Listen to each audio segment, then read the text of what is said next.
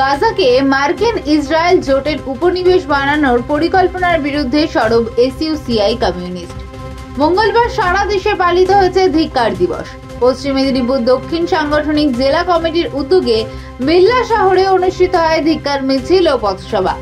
বেলদা কেশিয়ারি মোড় থেকে শুরু হয়ে মিছিল পুরো বেলদা বাজার পরিক্রমা করে পৌঁছায় ট্রাফিক স্ট্যান্ডে।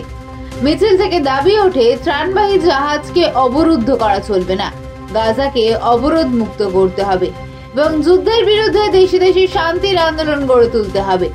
পথসভার বক্তব্যে এসইউসিআই কমিউনিস্ট নেতৃত্ব স্পষ্ট বার্তা দেন, গাজার শাসনভার ফিরিয়ে দিতে হবে প্যালেস্টাইনের জনগণের হাতে।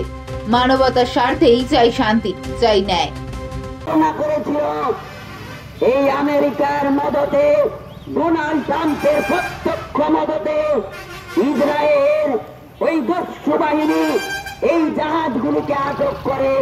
শুধু আটক নয়, সেই জাহাজের মধ্যে পরিবেশবিদরা, ওই মানবাধিকার যে মানুষজন ছিলেন, ডাক্তাররা ছিলেন, তাদের 500 জনকে অ্যারেস্ট করেছে।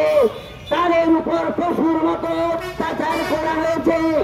তাদেরকে বাথরুম ল্যাট্রিনের জল পর্যন্ত খেতে হয়েছে। বন্ধুগণ, ওই পরিবেশবিদ গ্রেটা থুনবার্গ এবং রিনা হাসান, তাদের উপরে যে অকথ্য অত্যাচার সোশ্যাল মিডিয়াতে আপনারা দেখেছেন, তার প্রতিবাদ না করে কেউ পারেনি।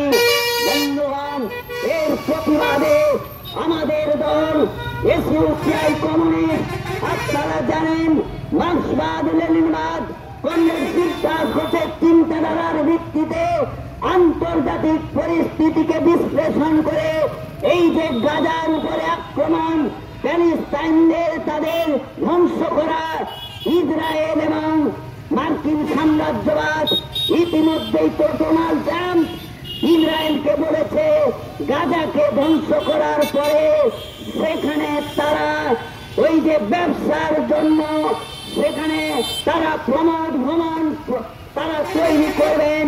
দেশ বিদেশ থেকে মানুষ আসবে, সেখানে চুক্তি করবে। এটা আমেরিকার ডোনাল্ড ট্রাম্প তিনি ঘোষণা করেছেন।